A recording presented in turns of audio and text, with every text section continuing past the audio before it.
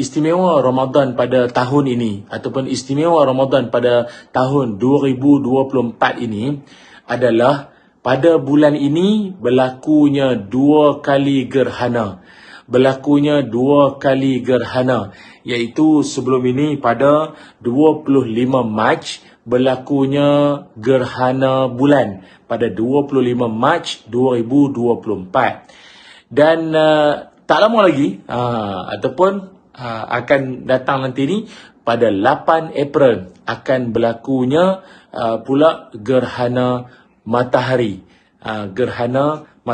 Yang mana kalau anda boleh rujuk dalam laman web Kementerian Sains, Teknologi dan Inovasi Agensi Angkasa Malaysia, iaitu ada menyebutkanlah secara terperinci gerhana matahari penuh yang dijangka berlaku pada 8 April 2024. Yang mana kita semua sedia maklum bahawa fenomena alam ini ataupun fenomena gerhana matahari ini adalah fenomena astronomi yang berlaku apabila matahari, bulan dan bumi berada pada satu kedudukan garis lurus serta bulan berada di tengah-tengah, iaitu di antara matahari dan bumi.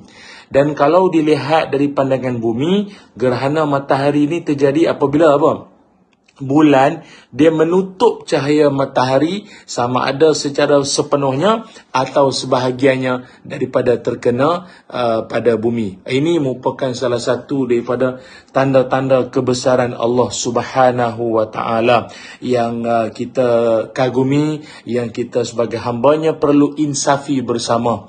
Kalau 25 Mac 2024 hari itu berlakunya gerhana bulan.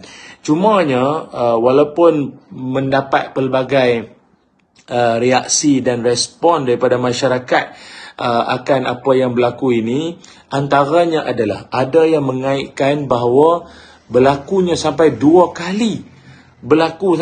kali gerhana ni. Kata mereka ini seolah-olah memberikan satu tanda-tanda dunia dah nak kiamat. Kata mereka bila 2 kali berlaku gerhana ni, kiamat dah kita ni, nak dekat dah, Imam Mahdi pun nak keluar dah. Adakah ini semua benar, kenyataan ni semua? Kalau kita tengok dalam sejarah, 2 kali gerhana dalam bulan Ramadan, ini bukanlah perkara ataupun benda yang baru berlaku.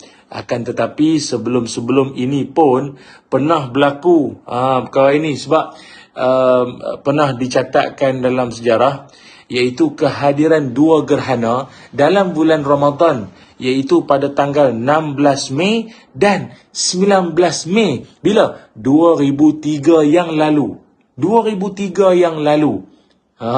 Kan? Walau bagaimanapun gerhana matahari yang akan berlaku pada 8 April 2024 tu nanti merupakan perkara yang telah pun diramal ataupun yang telah dijangka ataupun yang telah pun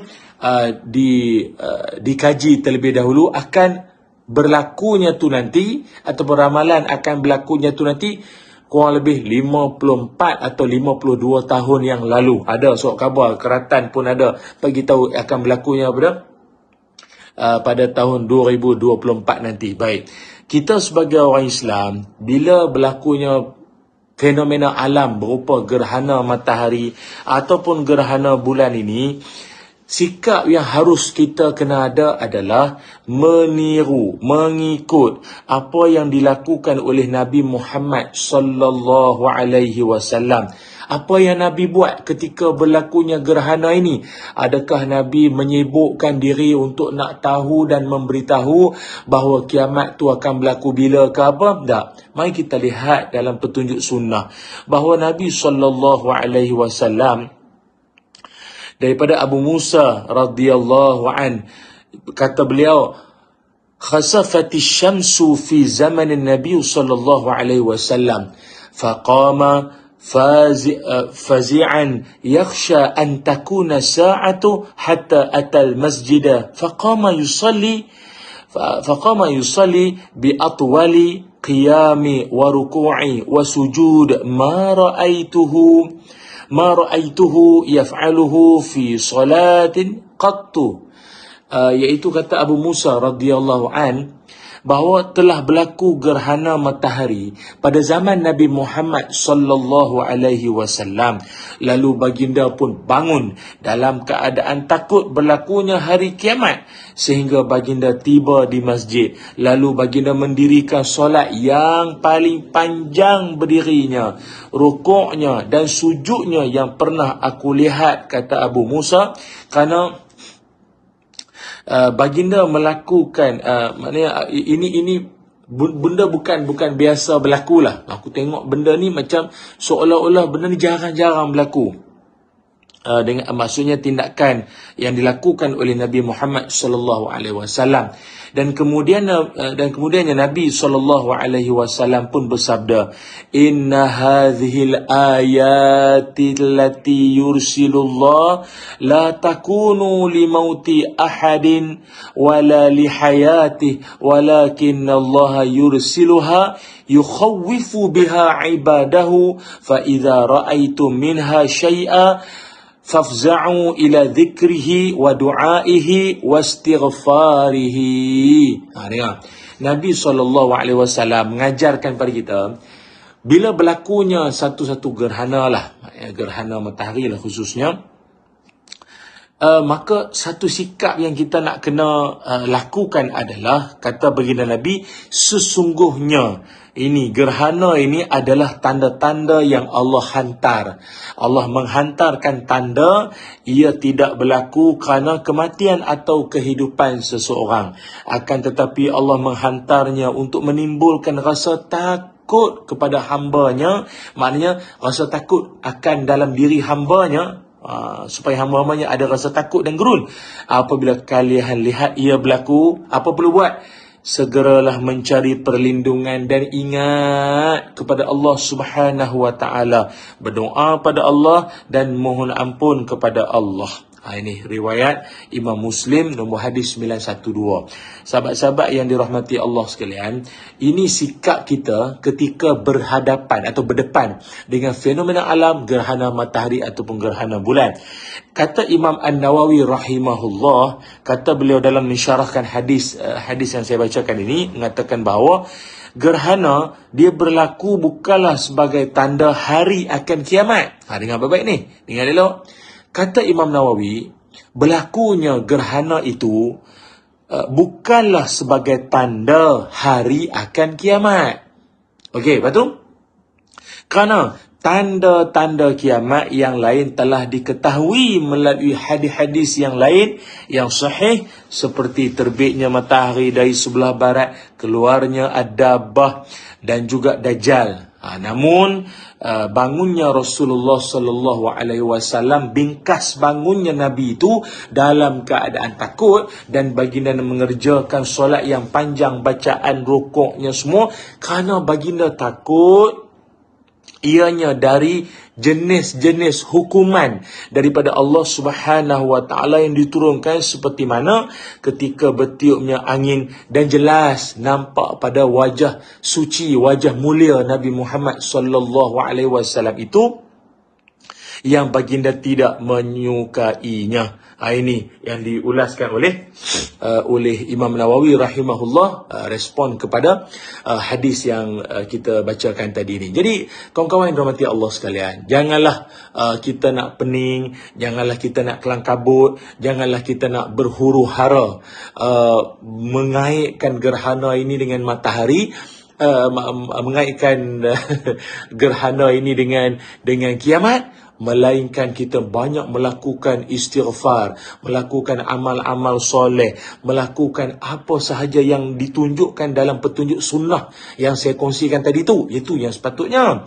Pasal saya tengok ada setengah orang, dia sibuk sangat dengan tanda-tanda kiamat, dia sibuk sangat dengan ramalan-ramalan ataupun ilmu eskatologi. Dalam satu bab bagus. Maknanya kita bila menyibukkan diri dengan ilmu-ilmu berkait tentang akhir zaman, ilmu berkaitan tentang alam atau dunia menuju kehancuran, okey. Tapi yang penting natijah daripada atau kesan daripada ilmu yang kita pelajari, yang kita dalami, khusus berkait tentang kiamat tu, membuahkan kesedaran, membuahkan keinsafan, membuatkan kita lebih banyak nak bersedekah, lebih banyak nak bertaubat, lebih banyak nak memaafkan orang. Dia akan membentuk akhlak yang baik. Lepas itu kalau tengok dalam hadis kan, Nabi SAW sebut apa? Man kana yu'minu billahi wal yawmil akhir falyaqul khairan aw liyasmut. Kata Nabi SAW, siapa-siapa yang beriman pada Allah dan pada hari kiamat, beriman pada Allah dan hari akhirat, maka tandanya apa? Dia akan bercakap yang baik-baik. Kalau tak ada apa nak cakap, dia memilih untuk diam. Dia diam saja. Nampak tak? Kesan daripada orang yang beriman pada Allah dan beriman pada hari pembalasan, hari akhirat, juga hari kiamat. Dia akan menjadikan seseorang itu menjadi orang yang baik, orang yang tingkah lakunya baik, santun dan bersifat atau berakhlak dengan akhlak yang sifat mahmudah, yang terbaik. Macam tu ceritanya. Dan ingat, mana-mana bentuk, sebab kita tengok kiamat satu benda yang manusia tak boleh ramal. Kalau gerhana boleh ramal, sebab ramal pun semuanya dalam ketentuan Allah. Tapi ramalan tu masih boleh berlaku lagi kerana mengikut kajian-kajian, menggunakan teknologi-teknologi terkini, maka ramalan tersebut boleh dilakukan. Akan tetapi kiamat, dia tak boleh nak meramal-meramal kecuali yang disebut dalam hadis-hadis Nabi Muhammad sallallahu alaihi wasallam. Sebab itu dalam Quran Allah Ta'ala berfirman bahawa ketika orang-orang bertanya Nabi Muhammad sallallahu alaihi wasallam akan bilakah berlakunya kiamat, maka Nabi diajar oleh Allah supaya menjawab apa? Qul innama hiya ilmuha inda rabbi. Kan? Maknanya katakanlah bahawa pengetahuan atau ilmu atau apa jua maklumat berkait tentang kiamat itu hanya dalam pengetahuan Allah Subhanahu wa taala. Tak boleh buat palatau, tak boleh nak buat main agak-agak mungkin, faham mungkin, tak boleh. Pasal dalam dunia ni pun banyak tuan-tuan orang-orang manusia yang cuba-cuba untuk buat ramalan, dan ramalan mereka tu pula cara meramal tu pula dengan cara-cara yang sangat tak relevan, yang pelik-pelik. Dulu pernah berlaku dekat England dulu, pernah berlaku orang panggil apa? Ramalan ataupun ramalan kiamat, iaitu berdasarkan telur ayam. Ayam tu pula sampai digelar The Prophet Hand of Leeds. Maknanya ada satu kawasan ataupun satu negeri dekat England sana nama Leeds. Jadi kecoh apabila seekor ayam dia bertelur, dan pada telurnya tu tertulislah perkataan lebih kurang kiamat hampir tiba, macam itulah lebih kurang. Jadi akhirnya keluar kabut semua sampai ayam tu digelar sebagai prophet atau digelar sebagai nabi. Saya ingat ayam tu pun pening. Dia pula jadi nabi. Menjangkakan bahawa akan berlakunya kiamat tak lama lagi pada 21 Disember 2012. Dijangkakan oleh puak-puak suku Mayan mengikut kalendar mereka, katanya pada 2012 itu akan berlakunya kiamat. Ataupun dulu ada satu pengikut William Miller ataupun Millerisme yang mengatakan bahawa akan berlaku kiamat pada tahun 1843 ada sampai akhirnya dia punya pengikut bukannya sikit, 100,000 orang follower dia punya inilah William Miller ni. Zaman tak ada Facebook, Instagram, YouTube lagi pun dah ramai follower dia. Lepas tu pula bila tak berlaku, akhirnya digelarkan peristiwa tersebut sebagai great disappointment. Maknanya kekecewaan yang sangat besar. Kekecewaan yang hebat. Kecewa tu tak jadi rupanya, tak jadi macam-macam lagi lah. Ada yang menjangkakan akan berlaku kiamat iaitu pada 15 Ramadan 2020. Sekali lagi saya bacakan ayat suci Al-Quran ini supaya menjadi ingatan, kesedaran, keinsafan untuk membuatkan kita lebih banyak beramal, bukan lebih banyak sibuk akan tanda-tanda. Sudahnya tak ada apa pun persiapan yang kita lakukan. Allah Ta'ala sebut dalam Quran, A'udzubillahi minasyaitonirrajim, Yas'alunaka 'anis sa'ati ayyana mursaha Qul innama ilmuha 'inda rabbi la yujalliha liwaqtiha illa hu. Mereka bertanya kepadamu wahai Muhammad tentang hari kiamat. Bilakah masa datangnya kiamat itu? Katakanlah wahai Muhammad, sungguhnya pengetahuan tentang kiamat itu hanya ada di sisi Tuhanku. Maksudnya hanya Allah saja yang tahu bila nak berlaku kiamat. Itu cukup. Tak payah duk pening-pening. Surah Al-A'raf ayat 187. Mudah-mudahan itu memberikan satu pencerahan lah pada kita semua. Berlaku je gerhana bulan ke matahari ke, lakukan solat sunat gerhana, lakukan amal-amal soleh yang telah ditunjukkan oleh Nabi Muhammad sallallahu alaihi wasallam.